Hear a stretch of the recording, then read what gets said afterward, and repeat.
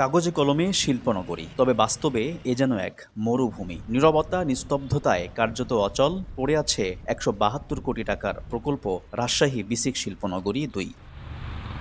শিল্প প্রতিষ্ঠান স্থাপন, উৎপাদন বৃদ্ধি, রফতানি সম্ভাবনাসহ স্বপ্ন দেখানো হয়েছিল ৯,০০০ মানুষের কর্মসংস্থানের। কিন্তু প্লটের অতিরিক্ত মূল্য, বিদ্যুৎ গ্যাসের অভাব, ব্যাংক সহায়তাসহ নানা সংকটে আগ্রহ হারিয়েছেন উদ্যোক্তারা। এমনকি প্লট বরাদ্দ পেয়েও কাজ শুরু করতে পারেননি অনেকে। আমাদের এখানে যে বিদ্যুতের কোনো ব্যবস্থা নাই, এখানে যে জঙ্গল হয়ে আছে সেগুলোর কোনো এখনো ব্যবস্থা কোনো কিছু করা হয় নাই। ব্যাংক তো কোনো টাকা পয়সা দিচ্ছে না আমাদেরকে। জায়গার দামটা একটু বেশি, আমার পাশে অল্প দামে বিক্রি হচ্ছে জায়গা।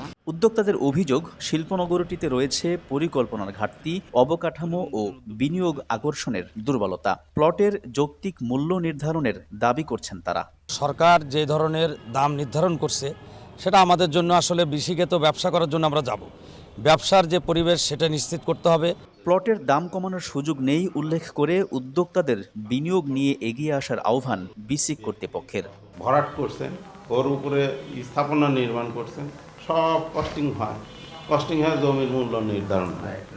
তা এখন এখানে জমির মূল্য যেটা কস্টিংয়ে আসে পড়ছে সেটাই এখন উদ্যোক্তাদের নিতে হবে। বিসিকের তথ্য মতে, ক্ষুদ্র ও মাঝারি শিল্পে সম্ভাবনার নতুন দ্বার উন্মোচনের লক্ষ্যে রাজশাহীর পবা উপজেলার কেচুয়াতুল এলাকায় ৫০ একর জায়গা জুড়ে ২০২২ সালের জুলাইয়ে উদ্বোধন করা হয় বিসিক শিল্পনগরী ২। ২৮৬টি প্লটের মধ্যে এখন পর্যন্ত বরাদ্দ হয়েছে মাত্র ৭১টি। কার্যক্রম চালু হয়েছে মাত্র ৫টি প্রতিষ্ঠানের। আলতাফ হোসাইন, সময় সংবাদ, রাজশাহী।